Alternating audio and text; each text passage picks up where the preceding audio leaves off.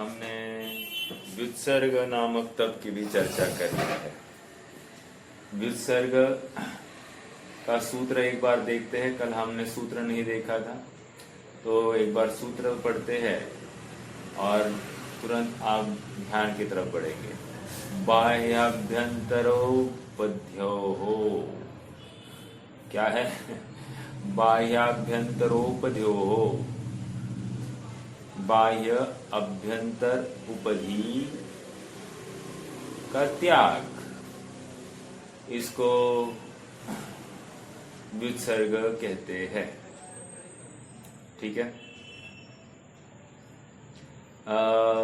बाह्य उपाधि मतलब धन धान्य आदि बहिरंग संयोग, और अंतरंग उपाधि मतलब ममत्व का त्याग, क्रोध आदि जो कषाय भाव, इन सब का त्याग, इसको बाह्य और आभ्यंतर उपाधि के त्याग को व्युत्सर्ग कह रहे हैं। ठीक है। चलिए,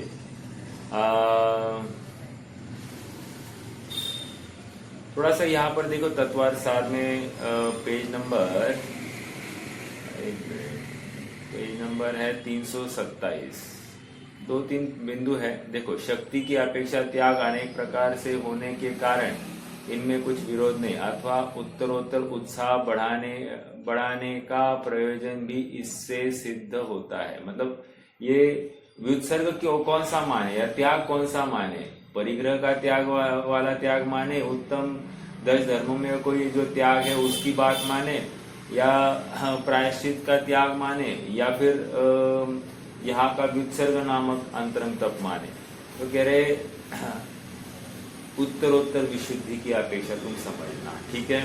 उत्साह बढ़ाने के लिए है हर प्रयोजन।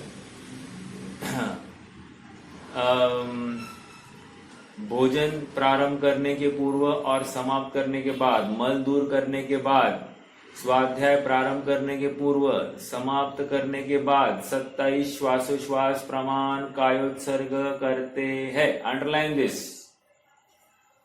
आजकल जो बात चल रही है, हर कोई नमोकार मंत्र 9 बार नमोकार मंत्र का उच्चारण करता है। सचमुच 27 श्वासोश्वास प्रमाण कायोत्सर्ग के उच्चारण की बात थी, और हमने उसको 9 बार नमोकार मंत्र में कन्वर्ट कर दिया। क्या है लॉजिक? लॉजिक इतना ही है कि एक नमोकार मंत्र 3 श्वासोश्वास प्रमाण कहा गया है, तो 9 नमोकार मंत्र के लिए 27 श्वासोश्वास प्रमाण काल लगने वाला है। तो हमारी इतनी सामर्थ्य नहीं थी, ताकत नहीं थी, इसलिए छोटे बच्चों की अपेक्षा ये कह दिया गया कि 9 बार नमोकार मंत्र करो। लेकिन सचमुच तो हमको कायोत्सर्ग करना है। काया के प्रति ममत्व का त्याग, काया का तो त्याग होगा ही होगा जब ममत्व का त्याग कर रहे हैं। समझ में आया? चलिए, अब आगे बढ़ते हैं। सूत्र क्रमांक 27 बहुत ही महत्वपूर्ण प्रकरण या पैच यहां से चलेगा, और इंटरेस्टिंग भी है। चलो प्रयास करते हैं, कितना मैं सफल होता हूं देखते हैं। उत्तम संगणस्य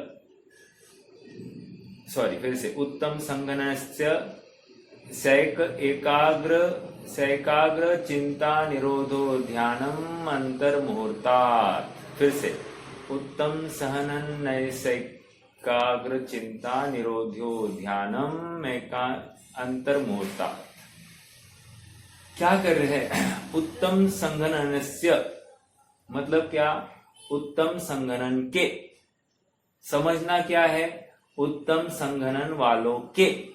समझ में आया? उत्तम संगणन ये तो शरीर की तरफ है, और जो उस शरीर को धारण करने वाला जीव है उसकी तरफ संकेत है। समझ में आ रहा है? भाषा क्या है? उत्तम संगणन के। जैसे ए रिक्शा कहकर रिक्शा ने रिक्शा वाले को बुलाया जा रहा है, उसी प्रकार यहाँ पर उत्तम संगणन कहकर, उत्तम संगणन ने उत्तम संगणन को धारण करने वाले जीव की बात है। मेरा एक प्रश्न है, उत्तम संगणन कौन सा होता है?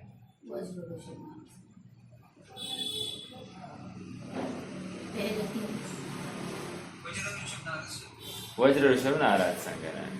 और किसी को कोई समाधान देना है इसमें?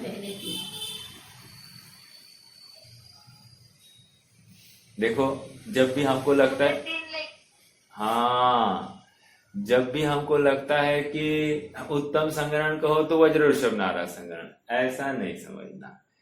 वज्र ऋषभ नाराज संगणन, वज्र नाराज और नाराज, ये 3 उत्तम संगणन बताए गए हैं और बचे हुए 3 हीन संगणन बताए गए हैं। ठीक है, तो पहली बात तो ये देखो, मैं भी कंफ्यूज हो गया था, इसलिए मैंने जानबूझ के ये बिंदु को यहाँ पर उठाया कि उत्तम संगणन कहकर मात्र वज्र ऋषभ नाराज संगणन नहीं लेना, पहले के 3 संगणन को यहाँ पर लेना है। ओके, ये बात क्लियर हो गई। अब आगे बढ़ते हैं। उत्तम संगणस्य एकाग्र चिंता निरोधो ध्यानम अंतर्मुहूर्तात्। देखो, ध्यान को भी परिभाषित कर रहे हैं और ध्यान कितने काल के लिए होता है ये भी बता रहे हैं। देखो, उत्तम संगणन वालों के जो ध्यान होता है वो एक को अग्र करके, अन्य चिंता का निरोध करके, चिंता मतलब विकल्प चिंतन, ठीक है, चिंता मतलब मुझे बहुत चिंता है मेरे बेटे की, ऐसी चिंता नहीं, समझ में आया? चिंता मतलब यहाँ पर विकल्प। ओके, हाँ, उपयोग भटकना नहीं, या उपयोग भटक रहा है तो भटकते हुए उसमें राग द्वेष नहीं होना, इसको चिंता कह रहे। चिंता समझ में आ रहा है? राग द्वेष से रहित उपयोग पे भ्रमण को यहाँ पर चिंता कह रहे हैं। चिंता निरोधो मतलब एक को अग्र करके अन्य के चिंता के निरोध को ध्यान कहते हैं, और ऐसा ध्यान अंतर्मुहूर्त तक हो सकता है। किसके? उत्तम संगणन वालों के। ठीक है, उत्तम संगणन वालों के अंतर्मुहूर्त तक उत्कृष्ट ध्यान हो सकता है। अब देखो, शंकाकार यहाँ पर खड़ा हो गया, शिष्य बैठा ही है। इसका मतलब गुरुजी हीन संगणन वालों के ध्यान ही नहीं होगा। लॉजिकली ऐसे ही लग रहा है कि नहीं? हीन, जब आप कह रहे हो उत्तम संगणन वालों के ध्यान हो रहा है अंतर्मुहूर्त तक, इसका मतलब हीन संगणन वालों का ध्यान ही नहीं होता है। आचार्य देव कह रहे नहीं, थोड़ा सा करेक्ट करो, तुमने भाषा को ठीक से पकड़ा नहीं।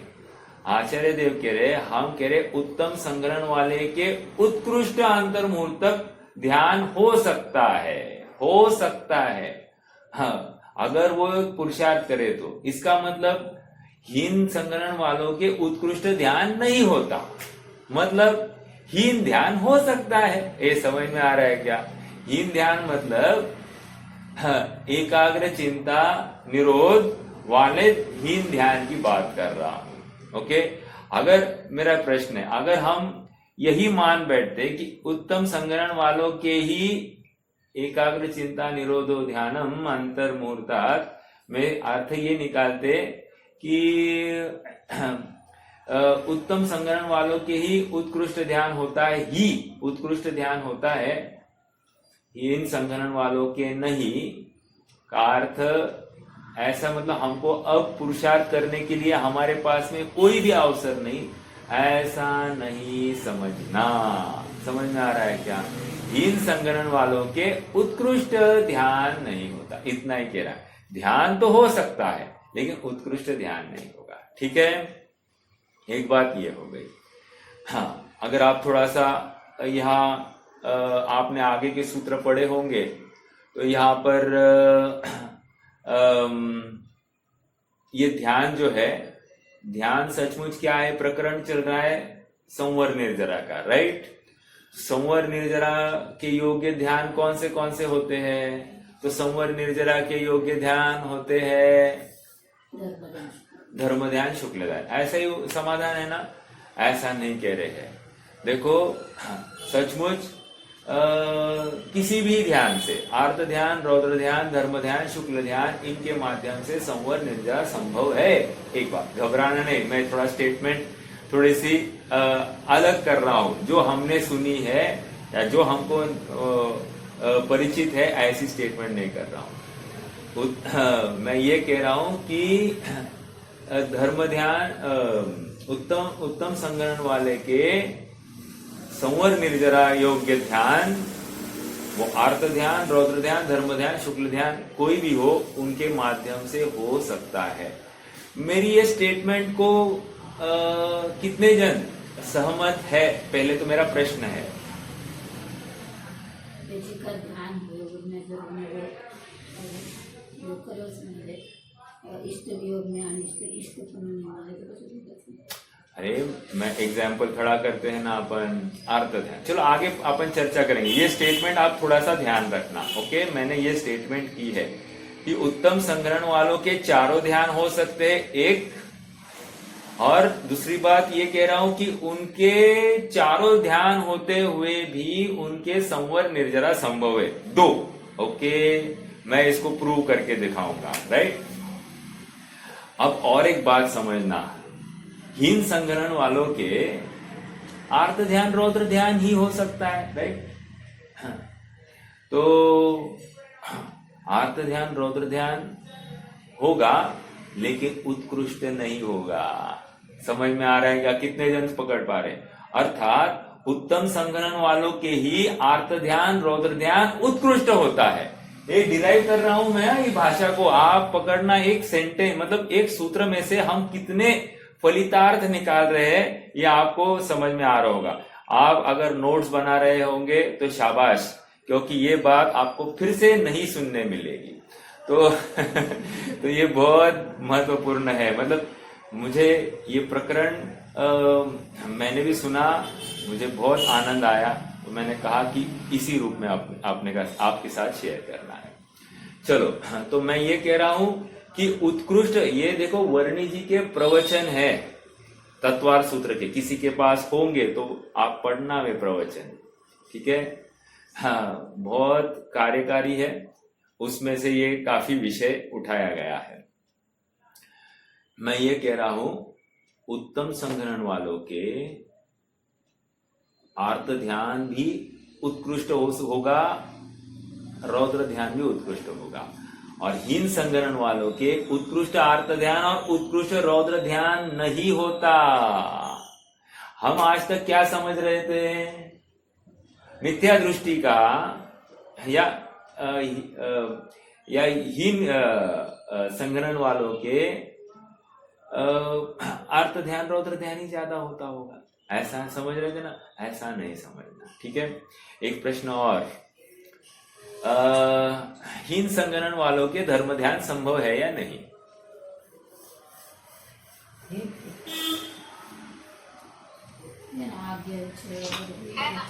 हाँ है, ठीक है। इसलिए ये सूत्र मात्र उत्तम संग्रहण वालों के लिए अप्लाई हो रहा है, ये नहीं। अपन इसमें से हीन संग्रहण वालों को भी डिराइव कर सकते हैं, ओके। उनका उत्कृष्ट नहीं होगा लेकिन हो तो सकता है। और एक बात, एक होता है शुभ भाव, एक होता है अशुभ भाव, एक है शुभ उपयोग और एक है अशुभ उपयोग। मेरा प्रश्न है आपसे कि शुभ भाव और शुभ उपयोग में क्या फर्क है? या अशुभ भाव और अशुभ उपयोग में क्या फर्क है? या एकार्थवाची है? तो मैं प्रश्न ही नहीं पूछता। देखो, एकार्थवाची है, बराबर, ऐसा लगता है आपको, लेकिन ये ऐसा नहीं है। शुभ भाव, आत्मा का चिंतन हुए जब भाव होंगे शुभ, तो वो शुभ उपयोग में आएगा। ऐसा कहना है आपको। हाँ, आत्मा का चिंतन करते समय में शुभ भाव होंगे, ऐसा कहना है। जरूरी नहीं है आत्मा का चिंतन। अभी ये जितनी भी हमारी जीव दया की क्रियाएं हैं, क्या ये शुभ भाव है कि नहीं है? शुभ भाव है। तो फिर ये शुभोपयोग कब नाम पाती है? मैं थोड़ा समझाता हूं। देखो, शुभोपयोग के लिए उस पर्टिकुलर चीज को निरंतर जानते रहना जरूरी है। शुभ भाव मात्र जानना, और शुभोपयोग उसी चीज को जानते रहना, इसको शुभोपयोग कह रहे हैं। मैं कोई भी उपयोग जब भी कहेंगे अपन, अभी वो विवक्षा नहीं लगाना उपयोगो लक्षणम वाली, यहां पर वो विवक्षा नहीं लगाना। या ये क्यों, ऐसा क्यों? ये मेरा प्रश्न है। उपयोगो लक्षणम और शुभोपयोग अशुभोपयोग में क्या फर्क है? ये भी व्यापारी हो रहा है ना, शुभ उपयोग वाला व्यापारी है, जानने देखने का नहीं करते। मेरा प्रश्न ये है, ये तो अलग है, लेकिन क्या अलग है? अलग है। क्या अलग है? ये शुभ उपयोग वाला ही व्यापार चलता है।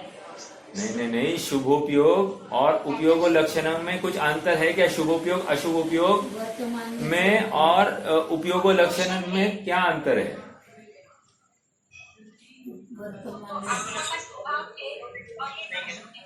एक मिनट तब अभी। हाँ रोहित भाई बोलिए।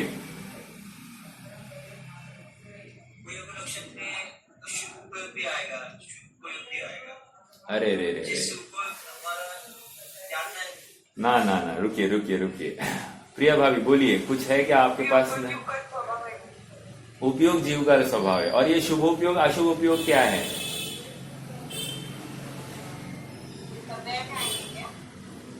उपयोग भी पर्याय ही है। वर्तमान में जी को अरे बेसिक पकड़ रहे नहीं आप। ये उपयोग लक्षणम, ये सूत्र कहाँ पर आया है? किसी को याद है?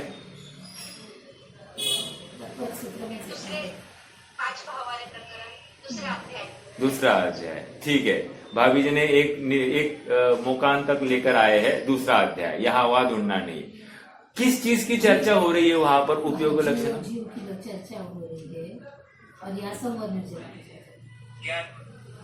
वेरी वेरी इंपॉर्टेंट, ज्ञान गुण की चर्चा है वो। हे प्रभु, और ये अभी जो शुभोपयोग अशुभोपयोग की चर्चा चल रही है, किस गुण की चर्चा चल रही है? ये मूल अंतर समझ में आ रहा है कि देखो, ये भाषा पकड़नी चाहिए। अब ये हर विद्वान आपको ये समझाते नहीं बैठेगा।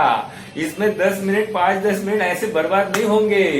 इतने फास्ट और शार्प हमारा उपयोग चाहिए। जब उपयोग लक्षण हम कह रहा है, शुभोपयोग कह रहे हैं, अरे दोनों उपयोग चल रहे हैं, दोनों का अर्थ एक ही निकलता है, ऐसा नहीं। समझ में आ रहा है क्या? ये ज्ञान मुखेन चारित्र गुण की चर्चा है, वो ज्ञान की ही चर्चा है। ज्ञान दर्शन उपयोग उनकी चर्चा है वहां पर। चलो कोई बात नहीं। हालांकि ये भी जीव का ही परिणमन है, जीव के गुण की ही बात है। यहाँ पर भी जीव के वैभाविक गुण की बात है, मतलब विभाव रूप परिणमन वो करने वाले चारित्र गुण की बात है। तो वो बात नहीं, मैं अपेक्षित आंसर ये था। चलो कोई बात नहीं। शुभ भाव और शुभ उपयोग। शुभ भाव जीव का अंतर्मुहूर्त या अशुभ भाव अंतर्मुहूर्त तक चले तो उसको शुभ उपयोग या अशुभ उपयोग नाम पाता है। क्या कहा फिर से? शुभ भाव या शुभ उपयोग अंतर्मुहूर्त तक चले तो वह शुभ उपयोग या अशुभ उपयोग नाम पाता है, और तब तक शुभ भाव। समझ में आ रहा है क्या? ये सबसे बड़ा अंतर। मतलब शुभ भाव कारण शुभोपयोग कार्य, अशुभ भाव कारण अशुभ उपयोग कार्य, ऐसा संबंध है। ठीक है, बस सर्वथा एक अर्थ नहीं है, लेकिन इसमें से ही वो फलित होने वाला है। तो ये एक बात हो गई। अब जानना इज इक्वल्स टू ज्ञान। क्या कहा?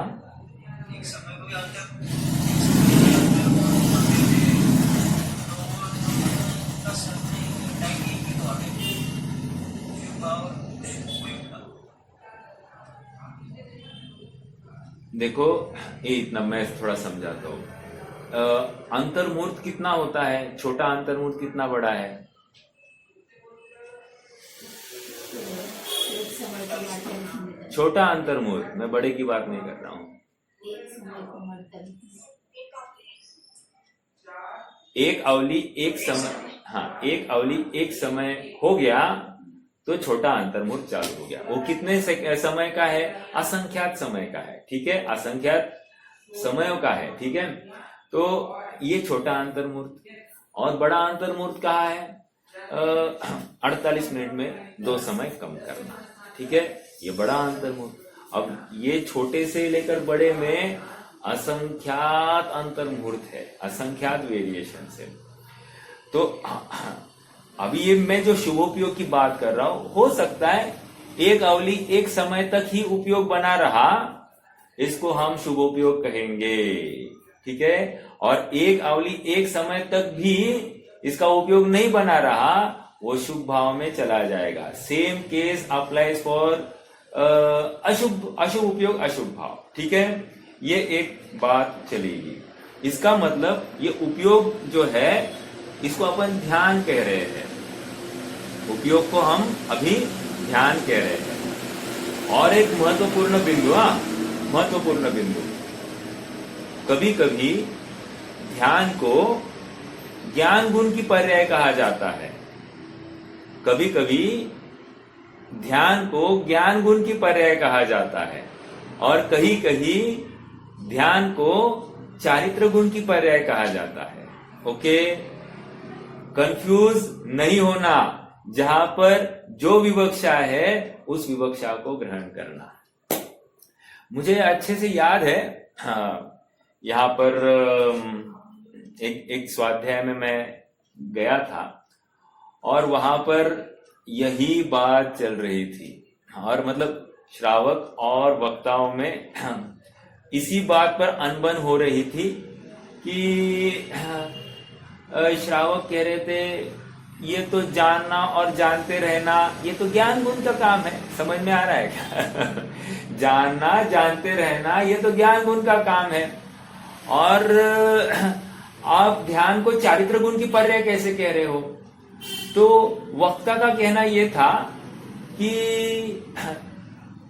ध्यान तभी नाम पाता है जब कोई कर्म निर्जरा होती है। कर्मों की निर्जरा या जब भी होगी, कर्म निर्जरा मतलब कर्म खिरते हैं या कर्मों का अभाव होता है, उस समय में ध्यान ये संज्ञा होती है। जिनवानी में ही ये विवक्षा है। तो अब मैं कंक्लूजन पर आ रहा हूं कि यदि वो ज्ञान गुण की पर्याय है तो कोई विरोध नहीं, हम जिस अपेक्षा से उसको ले रहे उस अपेक्षा से उसको घटित करें। यदि हम उसको चारित्र गुण की पर्याय करें तो भी कोई प्रॉब्लम नहीं। समझ में आ रहा है क्या? तो ध्यान ये किसी अपेक्षा से ज्ञान गुण की पर्याय, किसी अपेक्षा से चारित्र गुण की पर्याय। कहने की बात इतनी है, जिस समय में चारित्र गुण की स्थिरता बढ़ी है उस समय में ज्ञान गुण की स्थिरता, मतलब ज्ञान गुण भी एकाग्र हुआ होगा कि नहीं हुआ होगा, थोड़ा सा विचार करना। और जिस समय में ज्ञान गुण एकाग्र हो गया है उस समय चारित्र गुण भी मतलब और स्थिर हुआ है कि नहीं हुआ है?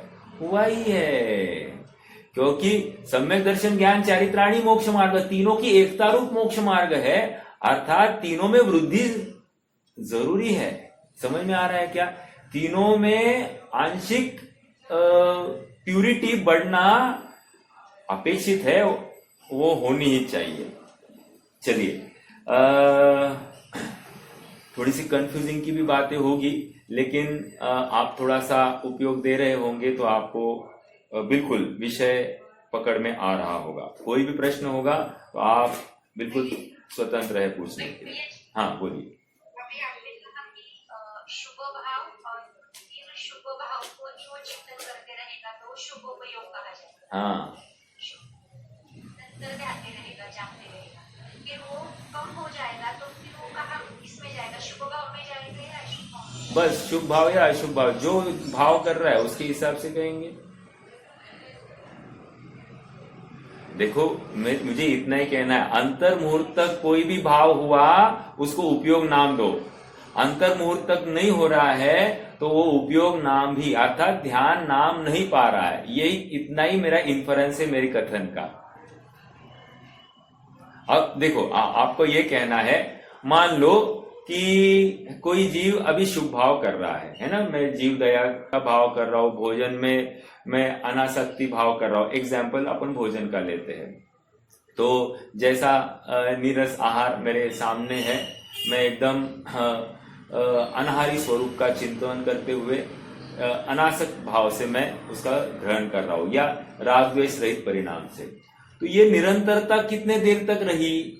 मान लो अंतर्मुहूर्त के लिए। अब मान लो किसी समय में मुझे थोड़ा सा वो रस का विकल्प उड़ गया, अरे नमक थोड़ा सा अच्छा होता तो ज्यादा ठीक होता, इतना सा विकल्प हो गया, राइट। अभी ये भी जो चला है, देखो अपन कहने में तो अपने काफी समय चले जाते हैं। मान लो अब ये अशुभ भाव हुआ कि नहीं हुआ, तो अशुभ भाव अभी अशुभ उपयोग तब तक नाम नहीं पाएगा जब तक अंतर्मुहूर्त, एक अवधि एक समय मिनिमम, उतना समय वैसा ही भाव बना रहे, तब तक वो अशुभ उपयोग नाम नहीं पाएगा। वो अब मात्र अशुभ भाव इतना ही नाम पाएगा। समझ में आ रहा है क्या? इतनी सी बात है। ऑलराइट,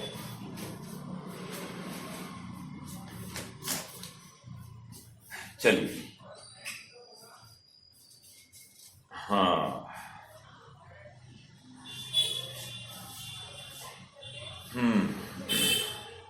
अब हम निष्कर्ष की तरफ आते हैं। जानना इज इक्वल्स टू ज्ञान, ऑलवेज ये याद रखना, जानना इज इक्वल्स टू ज्ञान, और जानते रहना इज इक्वल्स टू ध्यान। ठीक है, जानते रहना अर्थात वो स्थिरता बढ़ना है, that is why it is equals to ध्यान, और वो चारित्र गुण के परिणमन की तरफ संकेत होता है। देखो, चारित्र गुण की भी परिणमन को ज्ञान सापेक्षी बताया जा रहा है, आप समझ रहे होंगे, क्योंकि हमारे पास दूसरा चारा ही नहीं है। समय सार में श्रद्धा का परिणमन भी ज्ञान सापेक्षी बताया गया। ज्ञानम पच्च खानम, ज्ञान हुआ तो त्याग हुआ। समझना है श्रद्धा में अपना तो हट गया, लेकिन कह क्या रहे, ज्ञान ही प्रत्याख्यान का कारण है। अब यहां पर भी वही है, ज्ञान ही शुभोपयोग का कारण दिखाई दे रहा है ऐसा, लेकिन समझना यह है कि चारित्र गुण की स्थिरता बढ़ गई है। ऑलराइट, समझ में आ रहा है? चलो आगे बढ़ेंगे।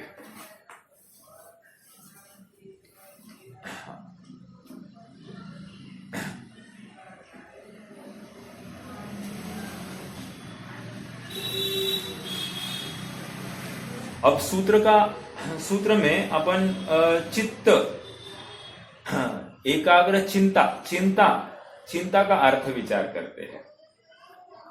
चिंता मतलब चित्त का विक्षेप। चित्त का विक्षेप मतलब क्या? चित्त की चंचलपना, या फिर उसको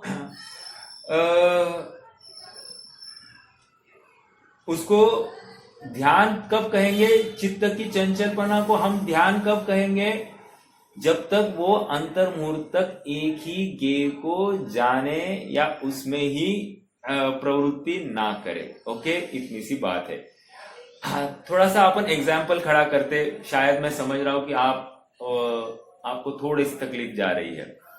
देखो, मैं कोई विषय को समझा रहा हूं, और वो विषय मेरे ज्ञान का गेय निरंतर बन रहा है। तो जितने देर तक वो विषय बन रहा है, वो एक और अन्य विषय नहीं हो रहा है, अन्य विषय मेरे ज्ञान में व्यक्त नहीं हो रहा है, उपयोग रूप या जिसके ऊपर मैं फोकस्ड हूं, वो एक ही गेय मेरे इसमें आ रहा है, तो उसको कहेंगे चिंता निरोध। समझ में आया? चिंता निरोध क्या कह रहा हूं कि एक के ऊपर ही बुद्धिपूर्वक मैं स्थिर हो जाता हूं। ओके, बुद्धिपूर्वक। अबुद्धिपूर्वक तो ज्ञान में अनेक गेय पलटते रहते हैं। अबुद्धिपूर्वक ज्ञान में अनेक गेय पलटते रहते हैं, लेकिन बुद्धिपूर्वक की बात कर रहा हूं। ठीक है, चलिए, तो चित्त का विक्षेप, ये एक बात हो गई। और एक बात समझना, अज्ञानी मिथ्या दृष्टि को शुभ भाव होता है, शुभोपयोग हो सकता है। अशुभ उपयोग अज्ञानी तथा ज्ञानी दोनों के होता है, ठीक है। अशुभ उपयोग ज्ञानी तथा अज्ञानी दोनों का हो सकता है, और अज्ञानी मिथ्या दृष्टि के शुभोपयोग नहीं होता, शुभ भाव होता है। थोड़ा समझना फिर से, I am again correcting myself. शुभ भाव होता है, शुभोपयोग नहीं होता है अज्ञानी के। ऑलराइट, चलो ये एक बात और ध्यान जानने योग्य थी।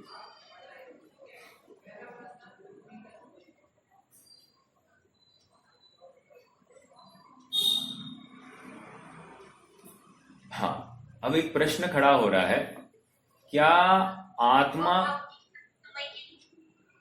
क्या कह रहे हैं? शुभ भाव का काल एक समय ही होगा क्या? एक समय नहीं, अंतर्मुहूर्त से कम,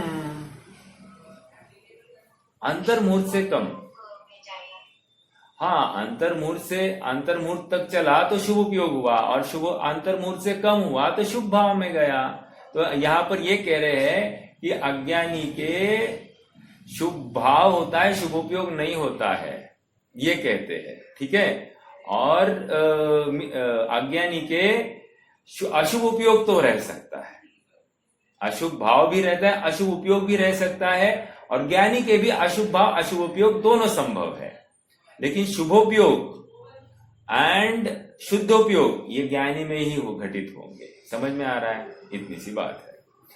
और एक बात, हाँ, एक प्रश्न है वैसे, किसी गे को अंतर्मुहूर्त तक ध्याना, इसको हम सम्यक तो कह सकते हैं क्या? किसी गे को, मान लो मैं पुद्गल को अंतर्मुहूर्त तक जान रहा हूं, हाँ, तो इसको लेकर अब मुझे सम्यक्त्व रह सकता है या नहीं रह सकता है, प्रश्न है। मान लो मैं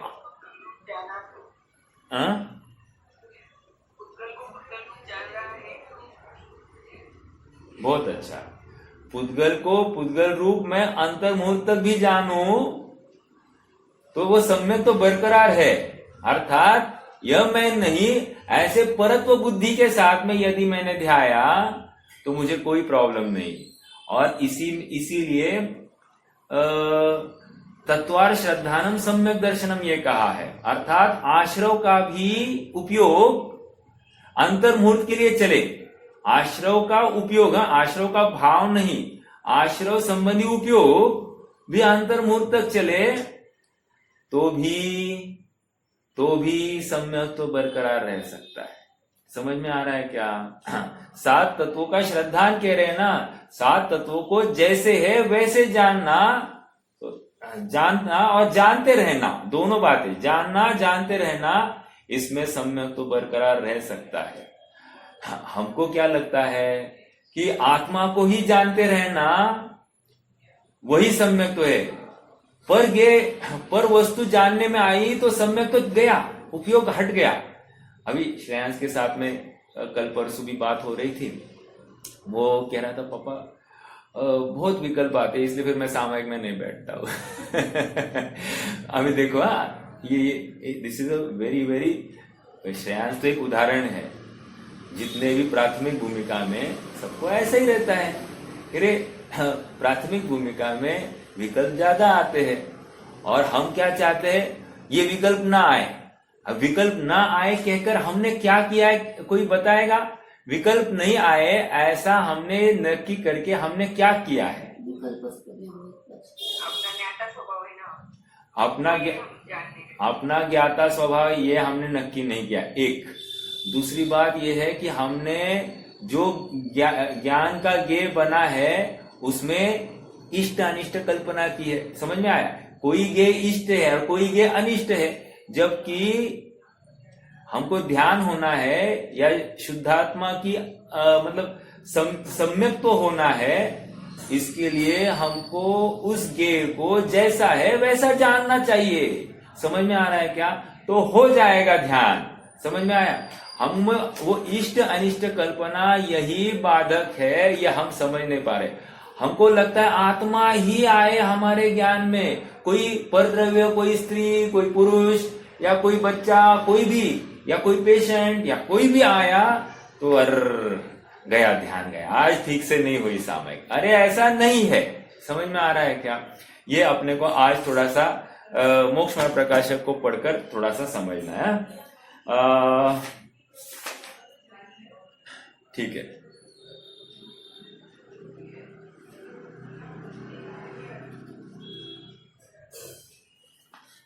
और एक बात, हाँ,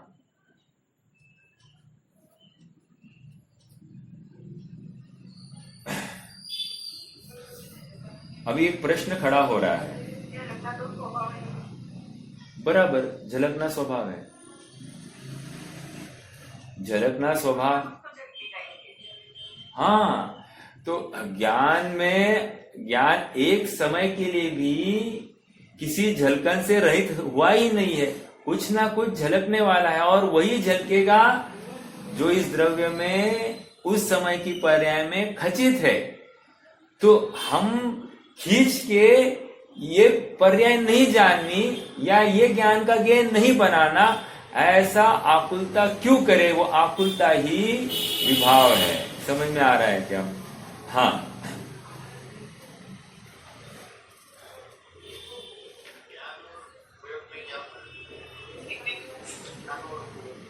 ध्यान और उपयोग में क्या फर्क है?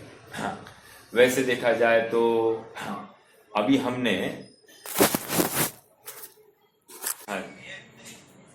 हाँ प्रश्न है। हाँ भैया जी, वो जब हम सामायिक के ध्यान में बैठते हैं तो स्टार्टिंग में 2-5 मिनट तो जैसे चल रहा है एक वस्तु संपर्क विचारों पर, बाद में अपने आप विकल्प आते हैं, उसमें अपन एकत्व कर देंगे।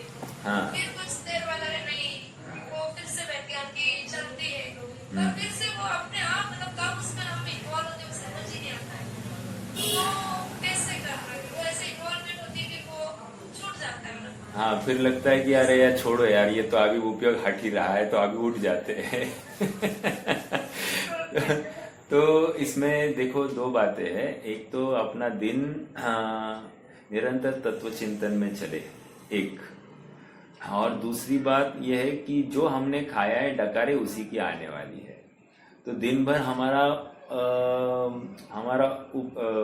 विकल्पात्मक हमारा ध्यान जहां जहां गया है वही हमारा ज्ञान का गेप फिर से बनने के अवसर या चांसेस ज्यादा है। एक तो हमको इसमें इतना ही है कि बुद्धिपूर्वक छद्म या प्राथमिक अवस्था में सभी ज्ञेयों से अलिप्त होने का अभ्यास करना चाहिए। ये बुद्धिपूर्वक है, चरणानियों की ऐसी ही विवक्षा है। और एक बार हमारा पौरुष बढ़ गया तो फिर कोई भी काम करते करते फिर हमको उपयोग ध्यान हो सकता है, यहाँ तक अपनी सामर्थ्य बढ़ जाती है। तो ये प्राथमिक अवस्था में इतना है कि हमको थोड़ा बहुत प्रयास करना पड़ेगा। हमारा उपयोग बाहर जा रहा है तो हमको बुद्धिपूर्वक ऐसा नक्की करना पड़ेगा कि ये उपयोग तो मैं नहीं हूँ। देखो, जब भी हमारा उपयोग कोई दूसरे गेम में गया, मान लो कि आज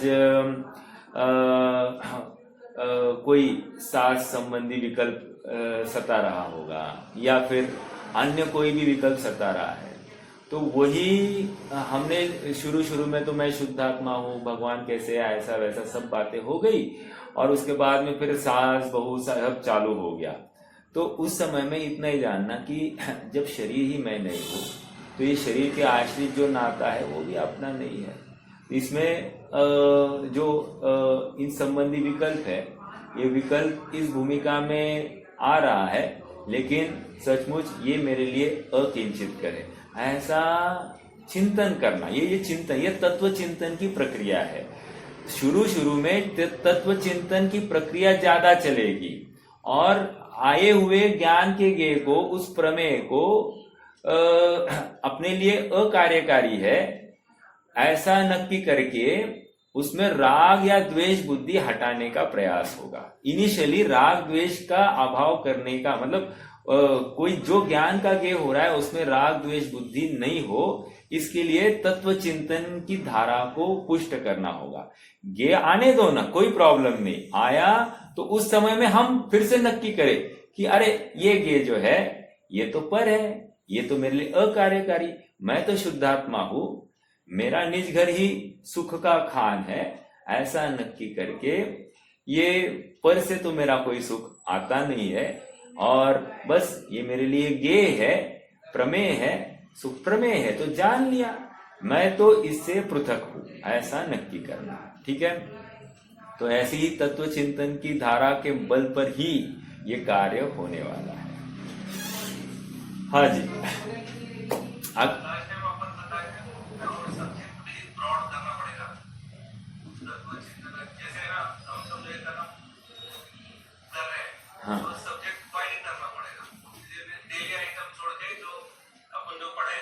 हाँ बराबर, वही मैं कह रहा हूं ना कि दिन भर में हम निरंतर स्वाध्याय की ही चर्चा करें, चिंतन करें, तो अपने आप हमारे ज्ञान के गेय बहुत लिमिट हो जाएंगे, मतलब बाहर में नहीं फैलेगा उपयोग को जितना अपन सीमित करेंगे उतना लाभ होता है। चलो अभी एक प्रश्न है, देखिए, ध्यान का फल संवर है, राइट? तो फिर आर्त रौद्र ध्यान की चर्चा यहाँ पर कैसे अब आगे चलने वाली है। तो आचार्य देव कहते हैं कि यद्यपि आर्त रौद्र ध्यान से बंद है, ये बात बिल्कुल सही है, लेकिन जब ध्यान की बात है और उत्तम संघनन वालों के भी ध्यान होता है तो उनके भी आर्त रौद्र ध्यान होते हैं, इसलिए उनकी भी चर्चा हम कर रहे हैं। भले ही स्थूल रूप से आर्त रौद्र ध्यान बंद का कारण, लेकिन मैं आगे बात कर रहा हूं कि आर्त रौद्र ध्यान भी निर्जरा का कारण है। अपन उसकी अभ्यास करेंगे। जैसे सम्यक्त्व को देव आयु का कारण कहा, वैसे आर्त रौद्र ध्यान भी निर्जरा का कारण कहा जाता है। आप समझ रहे हैं क्या? ये लॉजिक जिसको समझ में आया उसको इन शॉर्ट में आंसर मिल गया है। ओके, आगे बढ़ते हैं।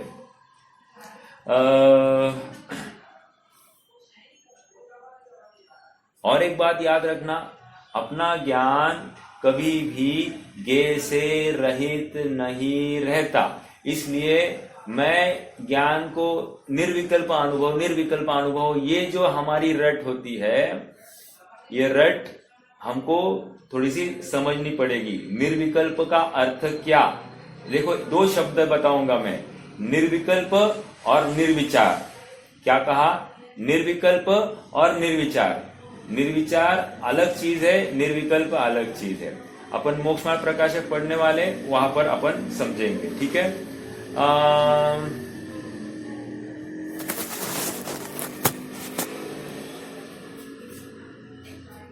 देखो, एक प्रश्न और, जो लोग में कहते हैं कि किसी साधु ने 6 महीना समाधि लगाई, तो समाधि लगाई मतलब ध्यान किया, 6 महीना ध्यान किया, तो उसका अर्थ क्या समझना? इतना ही समझना कि जैसे अभी बाहुबली मुनिराज का आता है, 1 साल तक उन्होंने एक ही स्थान पर बने रहे, है ना? कायक सर्ग किया होगा, 1 साल तक कायक सर्ग तो नहीं हुआ होगा, तो छठवां सातवां, और नियम ऐसा है, जब तक श्रेणी आरोहण नहीं हो रहा है तो एक अंतर मुहूर्त में 1/3 भाग छठवां गुणस्थान और 2/3 भाग सातवां गुणस्थान है। भले ही एक स्थान पर खड़े हैं, वो वेल लिपटी है या फिर चींटियों ने अपने घर बनाए हैं, ये सब हो गया है, तो ये उनके ज्ञान का गेय हो रहा है, 6वें 7वें में झूल रहे हैं अभी भी। ओके, तो समाधि कहो या कायक सर्ग कहो, वो उपचार का कथन है, हिलना डुलना नहीं है, या फिर त्रियोग संभालना कहो, ये सब उपचार के कथन है। सचमुच वे शुभ भाव में आ रहे हैं, कदाचित कभी अशुभ भाव भी होता होगा, और शुभोपयोग तो चलता ही होगा, शुद्धोपयोग भी होता होगा। समझ में आ रहा है क्या? तो ये 6 महीने में या साल भर समाधि चलती है, इसका अर्थ इतना ही समझना कि संतान क्रम से बुद्धिपूर्वक समाधि हो रही है। संतान क्रम मतलब बुद्धिपूर्वक ये जीव स्वयं को ही ध्याने के लिए कटिबद्ध हुआ है। ओके, इसी को व्यवहार में लोक में समाधि कहा जाता है। ठीक है, हाँ, अब आ जाइए पेज नंबर 209, मोक्ष मार्ग प्रकाशक। 209 मोक्ष मार्ग प्रकाशक। आप में से किसी ने पढ़ने की कोशिश की ये पेज नंबर 209? आप भैया अपना ऑलरेडी हो चुका है तो पढ़ना क्या है, आप तो बोलो विषय, हमारे सब विषय ख्याल में है। देखो फिर आप पढ़ते हैं।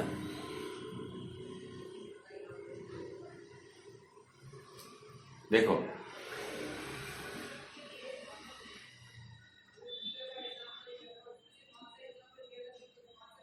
हाँ, बीच में तथा उन जीवों के मिल रहा है क्या? तथा उन जीवों को ऐसा श्रद्धान है कि केवल शुद्धात्मा के चिंतवन से तो संवर निर्जरा होती है। अंडरलाइन दिस, यहां से चालू करना है आपने को, 1-1.5 पेज पढ़ना है, थोड़ा धैर्य रखेंगे। तथा उन जीवों को ऐसा श्रद्धान है कि केवल शुद्धात्मा के चिंतवन से तो संवर निर्जरा होते हैं, वह मुक्तात्मा के सुख का अंश वहां प्रकट होता है। हाँ, ओके।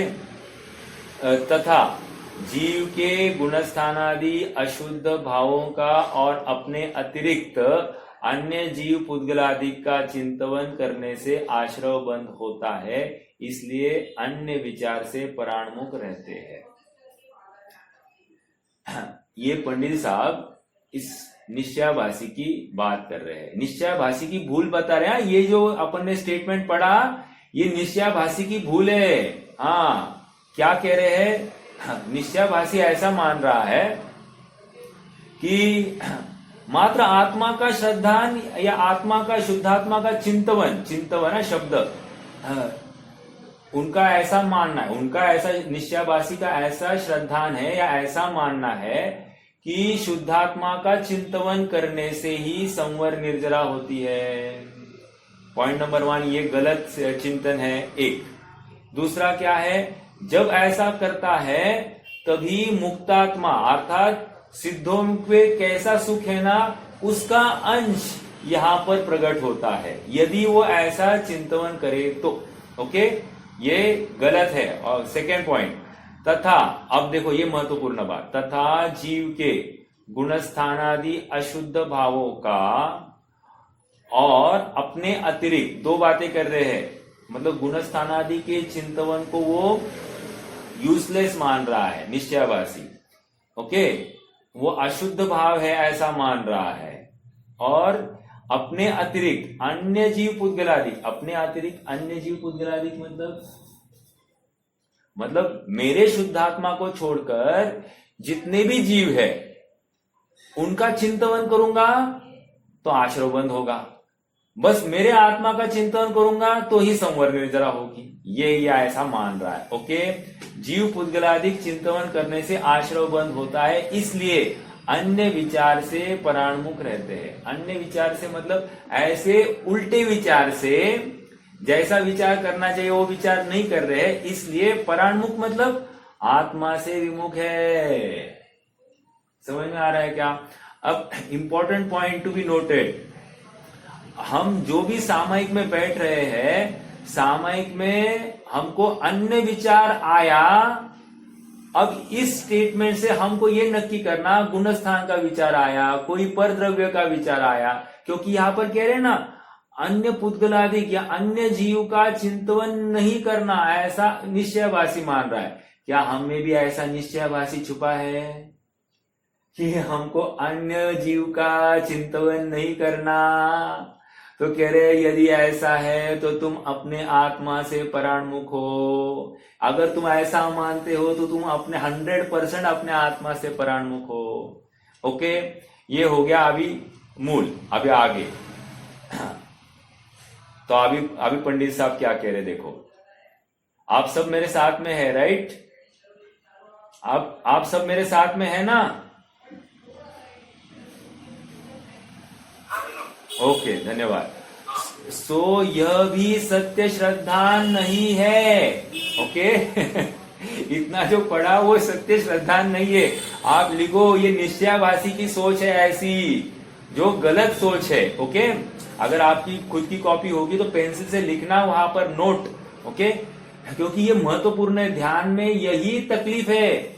आज जो अड़क रहे हैं, जो आगे बढ़ नहीं पा रहा है जीव, बस इसी पॉइंट को पकड़ के नहीं जा रहा है आगे। देखो सो यह भी सत्य श्रद्धा नहीं है, क्योंकि अब सत्य श्रद्धा कैसे होता है आप बता रहे, क्योंकि शुद्ध स्वद्रव्य का चिंतन करो, पॉइंट नंबर 1, या अन्य चिंतन करो। अन्य मतलब कौन? अन्य मतलब कौन बोलेगा? अन्य का अर्थ क्या लेना? नहीं अभी ऊपर जो पढ़ा था उसमें से, हाँ अन्य मतलब अन्य द्रव्य। देखो अन्य में क्या क्या लेंगे? गुणस्थान आदि, ये भी अन्य हो गया, प्लस अन्य जीव उसको भी अन्य में लेना, प्लस पुद्गल आदिक इसको भी अन्य में लेना। ये 3 चीजों को अन्य में लेना। ओके अब फिर से पढ़ता हूं। फिर वह कहता है, यानी कहा ऊपर, सो यह सत्य श्रद्धा नहीं है, क्योंकि शुद्ध स्वद्रव्य का चिंतन करो या अन्य चिंतन करो, यदि वीतराग भाव सहित भाव हो, यदि वीतरागता सहित भाव हो तो वहां संवर निर्जरा ही है। मतलब क्या? वो ये कह रहे हैं, मैं किसी स्त्री को जानूं सामयिक के काल में, किसी अन्य साधु को जानूं, या किसी खान पान की किसी विषय को जानूं, या अन्य कोई भी, मेरे आज सुबह कोई किसी के साथ में वाद विवाद हो गया था, वो मेरे ज्ञान का गेय हो गया, तो वो जानने में आया, राइट।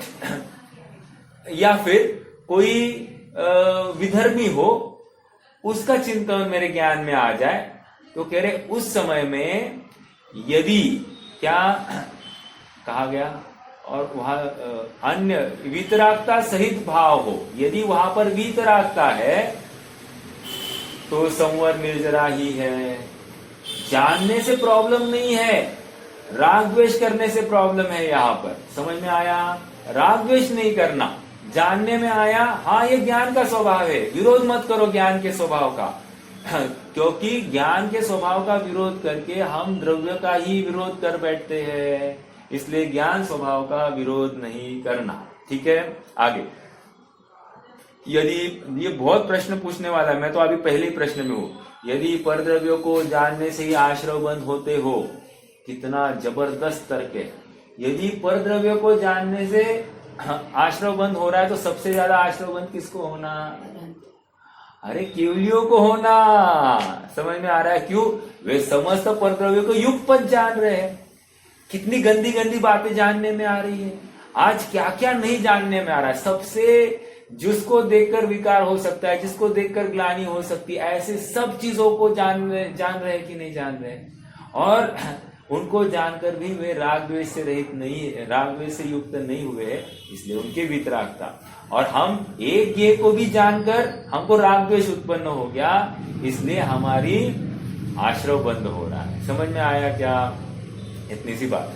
तो केवली के समस्त परद्रव्य को जानते हैं, इसलिए उनके भी आश्रव बंद होंगे। एक बात। अब आगे फिर वह कहता है, अब उसका प्रश्न फिर से, ओके क्वेश्चन क्या है? फिर वह कहता है आप केवली को क्यों खड़ा करते हो? आप छद्मस्तों की बात करो ना। वो ये कह रहा है केवली को क्यों खड़ा कर रहे हो? फिर वह कहता है कि छद्मस्त के तो परद्रव्य के चिंतन से आश्रव बंद होता है, परद्रव्य के चिंतन से। सो भी नहीं है। अब पंडित साहब उसका आंसर कह रहे, नहीं नहीं ऐसा नहीं है। तुम जो कह रहे हो ना परद्रव्य के चिंतन से आश्रव बंद हो रहा है, ऐसा नहीं है। उदाहरण क्या देंगे? मैं उदाहरण देता हूं। जैसे अवधि ज्ञान है, अवधि ज्ञान, ठीक है, या मन पर्याय ज्ञान है। मन पर्याय ज्ञान या सम्यक ज्ञान है या मिथ्या ज्ञान है? बराबर। मन पर्याय ज्ञान का विषय क्या है? स्वद्रव्य है या परद्रव्य है? परद्रव्य है, राइट। फिर भी सम्यक ज्ञान बना है। श्रद्धा में बना है। तो प्रश्न अभी मेरा अगला, उनके संवर निर्जरा हो रही होगी या आश्रव बंद हो रहा होगा? पढ़ने पर रुक जाएंगे। संवर निर्जरा हो रही, समझ में आ रहा है क्या? अब ये उत्तर, अभी ये इसने छद्मस्त को खड़ा किया ना, अब उसका वो उत्तर दे रहे हैं। अभी देखो, सो भी नहीं है क्योंकि शुक्ल ध्यान में भी, शुक्ल ध्यान मतलब कौन ले रहे? 8वें गुणस्थान के ऊपर की बात चल रही है या 10वें के गुणस्थान के आगे, चलो। तो शुक्ल ध्यान में भी मुनियों को छो द्रव्य के द्रव्य गुण पर्याय का चिंतवन होने का निरूपण किया है। What is this?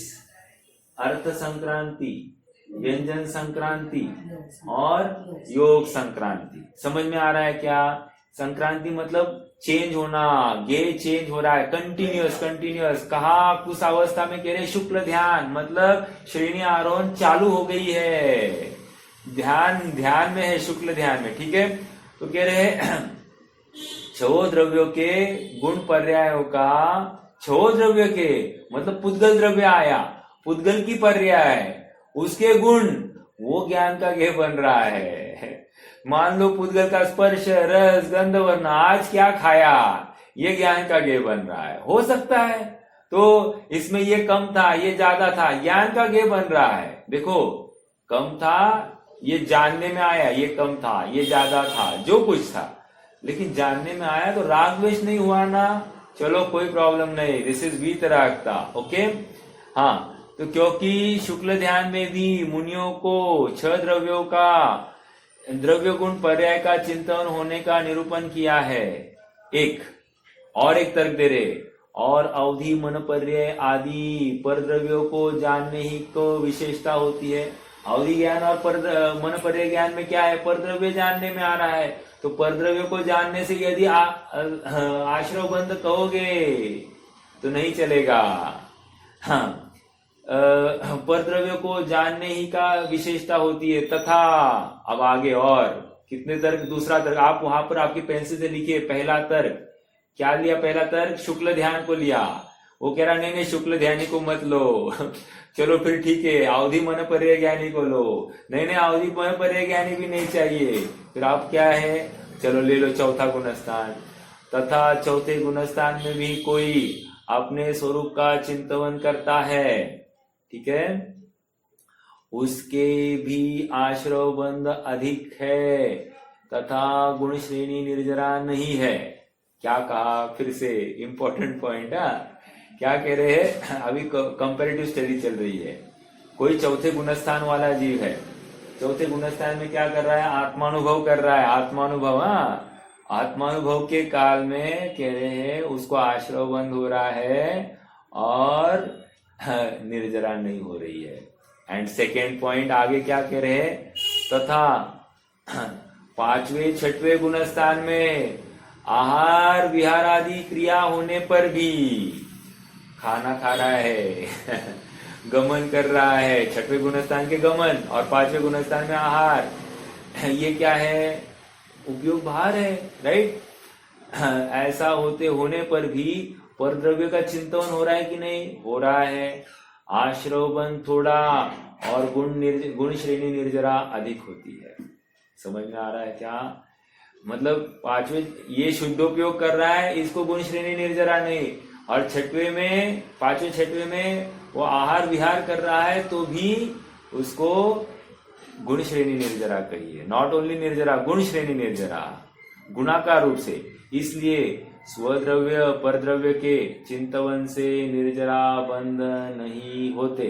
राग आदि घटने से निर्जरा है और राग आदि होने से बंद है। बस कंक्लूजन आ रहा है। ओके, कंक्लूजन मतलब इस लाइन का, उसे राग आदि के स्वरूप का यथार्थ ज्ञान नहीं है, इसलिए अन्यथा मानता है। राग आदि किसको कहना ये समझता नहीं है, इसीलिए इसको सामायिक भी ठीक से नहीं हो रही है, या सामायिक में गेयों को नहीं जानने की उसकी जिद है, लेकिन ये समझता नहीं कि ज्ञान का गे जो बनना नक्की है वो तो झलकने वाला ही है। स्वावरण क्षयोक्षम लक्षण योग्यतया ही प्रतिनियतम अर्थम व्यवस्थापयति। कोई अर्थ बताएगा इस स्टेटमेंट का? स्वावरण क्षयोक्षम लक्षण योग्यतया ही प्रतिनियतम अर्थम व्यवस्थापयति। क्या है यार के स्वावरण क्षयोक्षम लक्षण योग्यतया ही प्रतिनियतमार्थम व्यवस्थापयति।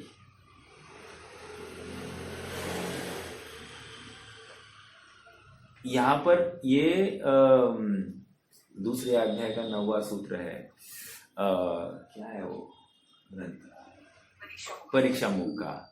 और वहां पर ये कह रहे हैं कि वो ज्ञान में कौन सा ये झलकना है, वो ज्ञान ने ऑलरेडी नक्की, वो ज्ञान के उस पर्याय में खचित है।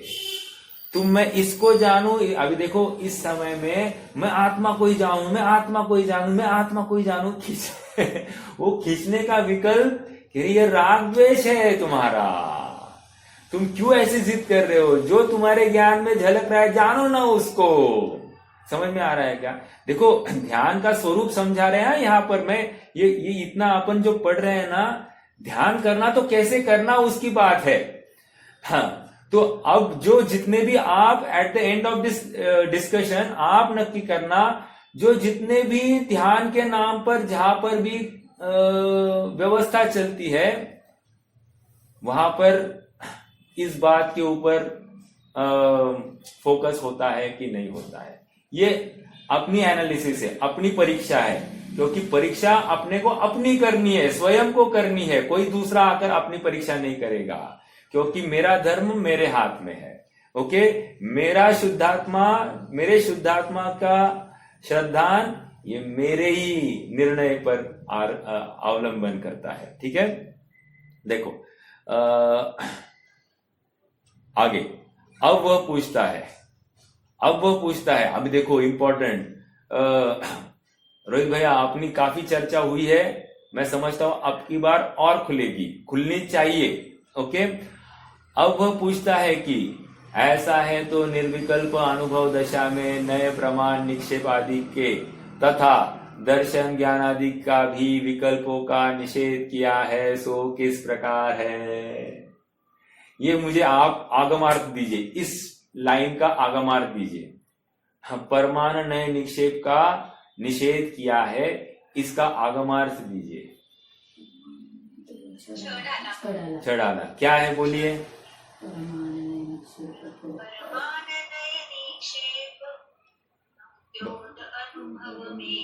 समझ में आ रहा है क्या? अनुभव में तहा तो कह रहे हैं कि प्रमाण नए निक्षेप का निषेध हो गया है वहां पर, तब जाकर वो आत्मा ध्यान में आ रहा है। अभी ये जिनवानी की बात है, इसने बराबर उठाया है पॉइंट, वो जिनवानी का ही उठाया है। या नए पक्षातिक्रांत क्या है? नए पक्षातिक्रांत और कुछ नहीं, 144वीं गाथा जो आ रही है, सब यही तो प्रमाण, मतलब प्रमेय, विषय वस्तु यही है कि भाई श्रुत ज्ञान के विकल्पों को छोड़ना, मति ज्ञान के विकल्पों को छोड़ना और फिर आना। विकल्पों को छोड़ना मतलब क्या है? प्रमाण नय। श्रुत ज्ञान के विकल्प मतलब प्रमाण नय निक्षेप है, और मति ज्ञान के विकल्प मतलब क्या? ये 5 इंद्रियों के विषय है। समझ में आ रहा है क्या? इसी को तो छोड़ने की बात की है वहां पर। आप समझना कितना जबरदस्त तर्क दे रहा है ये शंकाकार। शास्त्र में लिखा है, तुम कैसे बोल रहे हो कि ये नहीं है? एक कितना स्ट्रांगली बोल रहा है ना? देखो वाद विवाद करने के लिए कितना अभ्यास जरूरी है, ये आपको समझना चाहिए। कोरा हवा में गोलीबार करने में लाभ नहीं होता है, ये ऐसे यहां से समझना। देखो अब वह पूछता है तो निर्विकल्प अनुभव दशा में नए प्रमाण निक्षेप आदि के निषेध है, प्लस दर्शन ज्ञान आदि के विकल्पों का निषेध है। सो किस प्रकार? तुम तो कह रहे हो किसी को भी जानो, कोई तकलीफ नहीं। यहाँ तो कह रहे कि नए प्रमाण को भी जानना, आत्मा संबंधी नए न आत्मा संबंधी प्रमाण का विषय ये भी विकल्प में नहीं लाना, उसको शुद्धात्मा का अनुभव कह रहे हैं। तो अब आप हमको संधि बिठा के दिखाओ। देखो अभी उसका समाधान, उत्तर। समय तो हो गया है, कल करे क्या? आज समय हो गया है। बहुत अपन क्लाइमैक्स पर आए हैं, लेकिन अब रुकेंगे क्योंकि इसमें समय लगने वाला है। यहाँ से अपन आगे बढ़ाएंगे कल विषय को। आज के लिए रुक जाते हैं, मेरे ज्ञान में आया ही नहीं, 9:15 हो गए। चलो, कोई प्रश्न है क्या किसी को?